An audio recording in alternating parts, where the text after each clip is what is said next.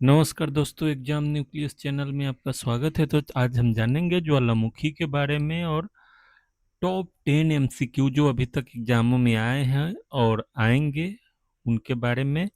तो सबसे पहले जानेंगे सक्रिय ज्वालामुखी, प्रसुप्त ज्वालामुखी और मृत ज्वालामुखी के बारे में। तो चलिए शुरू करते हैं। क्वेश्चन नंबर 1, विश्व के सबसे अधिक सक्रिय ज्वालामुखी कहाँ पाए जाते हैं? तो ये सबसे ज्यादा ज्वालामुखी पाए जाते हैं प्रशांत महासागर के तटीय क्षेत्र में, और इसका विश्व के लगभग 75% से अधिक सक्रिय ज्वालामुखी प्रशांत महासागर के तटीय क्षेत्र में पाए जाते हैं, जिसे रिंग ऑफ फायर कहा जाता है, क्योंकि ये चारों तरफ से प्रशांत महासागर को घेर कर रखे हुए। तो ये परीक्षा में लगातार पूछा जाता है कि रिंग ऑफ फायर किस महासागर के चारों तरफ पाए जाते हैं, तो इसे ध्यान रखिए। चलिए दूसरा एमसीक्यू, भूमध्य सागर का प्रकाश स्तंभ।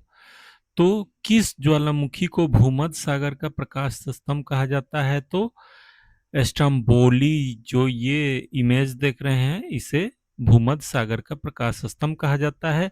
और स्ट्रम्बोली ज्वालामुखी से लगातार प्रज्वलित गैसों और लावा निकलता रहता है, जिससे आसपास का समुद्री क्षेत्र प्रकाशित रहता है। और यह कहाँ है? तो इटली के लिपारी द्वीप पर स्थित है। इसे भूमध्य सागर का प्रकाश स्तंभ कहा जाता है। तीसरा क्वेश्चन, तो भारत का सक्रिय ज्वालामुखी से संबंधित है और कौन सा है एकमात्र सक्रिय ज्वालामुखी जो भारत में स्थित है? तो ये बैरन आइलैंड है, ये देखिए सक्रिय है।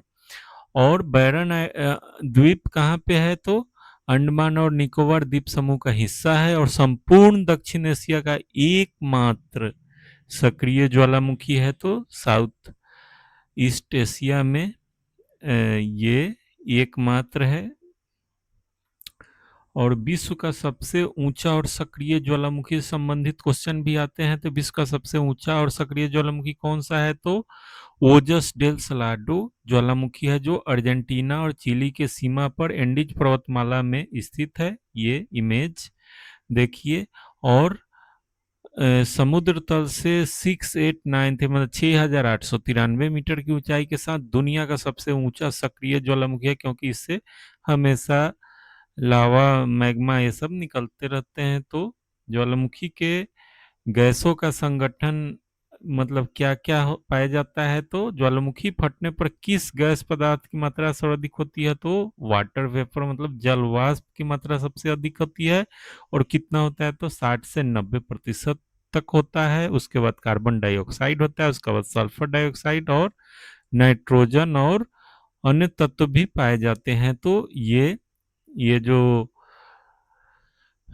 वृत्त चित्र है, इसमें ये दर्शाया गया है कि किसकी कितनी मात्रा है। तो इसे आप देखकर आसानी से समझ सकते हैं। अब चलते हैं माउंट किलिमंजारो, शांत ज्वालामुखी है जो। तो किलिमंजारो ज्वालामुखी किस महाद्वीप में स्थित है? तो यह अफ्रीका में है, तंजानिया में।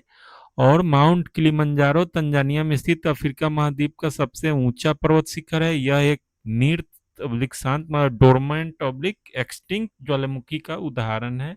ये है माउंट किलिमंजारो। कितना सुंदर चित्र है। चलिए अगला समझते हैं शब्दावली।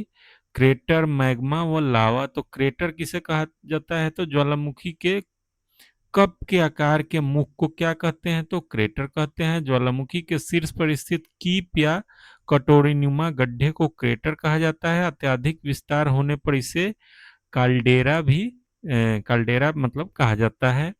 और मैग्मा बनाम लावा, और तो पृथ्वी के भीतर पिघले हुए चट्टानी पदार्थ को क्या कहते हैं? तो उसे मैग्मा कहते हैं। और जब तक तरल पदार्थ पृथ्वी के भीतर रहता है उसे मैग्मा कहते हैं। जब यह धरातल को फाड़कर बाहर बहता है तो उसे लावा कहा जाता है। तो ये अंतर है दोनों में, जब बाहर आएगा तो लावा और अंदर है तो मैग्मा कहा जाता है। और ज्वालामुखी विहीन महाद्वीप कौन सा है? तो ऑस्ट्रेलिया है, जहाँ पे कोई भी ज्वालामुखी नहीं पाया जाता है। ऑस्ट्रेलिया एकमात्र ऐसा महाद्वीप है जिसके मुख्य भूभाग पर कोई सक्रिय या मृत ज्वालामुखी नहीं है, क्योंकि यह किसी टेक्टोनिक प्लेट सीमा पर स्थित नहीं है। अच्छा, अभी विशेष नोट में क्या समझते हैं? तो अंटार्कटिका में सक्रिय ज्वालामुखी है जिसका नाम माउंट इरेबस है। अतः अंटार्कटिका उत्तर नहीं हो सकता है, क्योंकि ऑस्ट्रेलिया ही है ऐसा जहां पे कोई भी ज्वालामुखी स्थित नहीं है। चलिए, माउंट फुजियामा, जो जापान का गौरव भी कहते हैं, के बारे में समझते हैं। ये है तो प्रसिद्ध फुजियामा ज्वालामुखी किस देश में स्थित है? जापान में स्थित है, और जापान का सबसे ऊंचा पर्वत एवं एक अत्यंत सुंदर प्रशुभ मतलब शांत ज्वालामुखी है। जापानी संस्कृति में इसे अत्यंत पवित्र और पूजनीय माना जाता है। ये कितना सुंदर ज्वालामुखी है। तो आप लोगों का वीडियो देखने के लिए धन्यवाद। इसका पीडीएफ मेरे टेलीग्राम लिंक से एग्जाम न्यूक्लियस से डाउनलोड कर सकते हैं, और चैनल को सब्सक्राइब जरूर कर दें। वीडियो को दूसरे लोगों को शेयर करें। Thanks for watching.